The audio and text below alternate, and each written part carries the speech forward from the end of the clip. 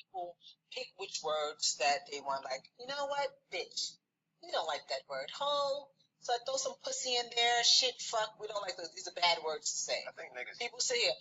When it comes to the word nigger or niggas or however you want to do it, I don't usually get offended, regardless of what your nationality is, if I don't feel like you're using it as a racial slur. I hear it so frequently from people.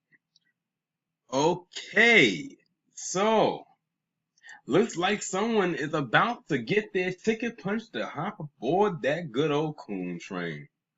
And they are going to be sitting. That train is getting pretty damn crowded. They need to add on an additional car and get a whole new train because that thing is getting way down. It's about to buckle off the tracks. But anyway, if you don't know who this is none other than Remy Ma. As you all know, she is a hip hop artist, very popular back in the more so the mid 2000s until she had that little run-in with the law and she went to jail for a couple of years, and now she's like back out there and she's trying to like make a name for herself again or reemerge back onto the scene. But this is not the best way to go about it.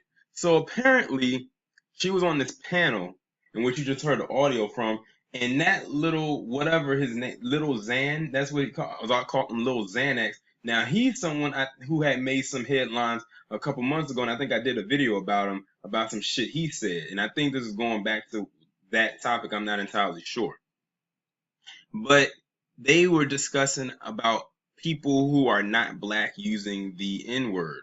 And you heard her say right there that the N word or that word in any context from any person who is not black does not usually offend her. Let's really break down what she said. She said usually offends her. So Remy Ma, I asked her, what do you mean it usually does not offend you? When does it offend you is my question. So a white person coming up to you and calling you a nigger or a nigger bitch wouldn't offend you. That wouldn't hurt your feelings. That wouldn't send you over the edge. I'm not understand. Mm. And see, it's not so much of the stuff that what she's saying is coming from her. It's the fact that of who she is and the platform she has. A good chunk of hip hop music today is purchased by young white male teens. Period. You can go and look that up. And see, they will. I'll say this: Remy Ma did not have a strong crossover rate success when she first got out there. Like a lot of hip hop artists don't. A lot of hip hop artists don't come on the scene with a crossover success until they have that one big hit and then boom, they crossed over.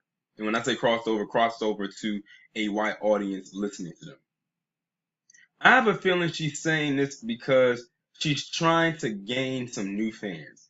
That's what I find a lot of black entertainers, especially in the music industry via the hip hop genre, tend to do. They try to cater to another group of people by saying dumb shit like this. And this is the issue that I have with Kanye West. Now, I know I didn't talk about Kanye West in the video, and I don't plan on making a video about him, but I talked about it in a tweet, and I talked about it in my live stream. I said, if Kanye wanted to say what he said in private, that's fine. No one had to know about it. But it's the fact that he's going on multiple platforms saying this stuff in public and in mixed company that now what ends up happening is you'll have people of the other group will look at that and try to say they are the voice for black people and that black people need to listen to them and he's should be the leader and stuff like that. If you look, that's why when I talk to you about certain things, a lot of that stuff comes from stuff I've seen on Twitter. That's why I say if you on Twitter, you'll see a lot of shit. Look at who retweets a lot of the stuff that they say. That's why they prop up people like Kanye West or Candace Owens or all these damn coons who kiss Donald Trump's ass. Because their views line up with his and they feel that black people should all be on the same page as them because deep down they don't like us as a people clearly because of our skin tone, but they wish we could have their mindset and we just won't budge. That's why I say as a collective, Black people are probably the only group of people who never fully assimilated into the white societal norm, like a lot of other groups have. And it doesn't have it just based. I mean, it does appear, on the physical level as far as appearance goes, as far as skin tone goes, of course. But the mindset, we don't all subscribe to it. Only a handful do, and they will do their best to keep that handful out in the front as if they're the majority, and they are not. And Remy, like, I don't know what to tell you, because people were rooting for your success because they wanted the female hip hop artists to like go back on a competition type level, since when you were away, Nicki was dominating. Nicki Minaj was dominating. And now it's going to even be harder for her to climb up because now you got Cardi B up in there who's going past Nicki.